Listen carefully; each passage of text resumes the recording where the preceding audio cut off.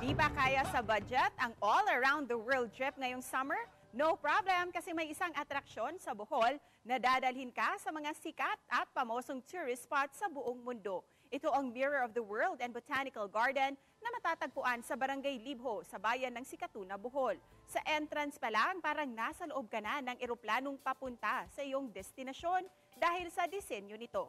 Sa entrance fee na nagkakahalaga ng 50 hanggang 170 pesos depende sa oras, parang dream come true na ang pinapangarap na all-around-the-world trip. Sa pagpasok, sasalubong sa iyong mga mata ang magagandang replika ng mga sikat at pamosong landmarks at tourist spots sa buong mundo.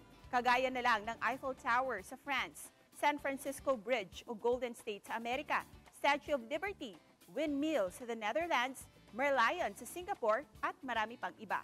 Makikita rin dito ang Christ the Redeemer sa Brazil at Leaning Tower of Pisa sa Italy. Matapos ang nakakapagod na paglilibot, kung gutom ka na, maaring mag-dine-in sa isang restaurant na malapit sa Big Ben Clock na replika sa London. Bukas ito alas 7 ng umaga hanggang alas 8 ng gabi. May iba pang idadagdag na ipapatayo katulad ng Mount Rushmore sa Amerika, Great Wall of China at Pagoda sa Japan.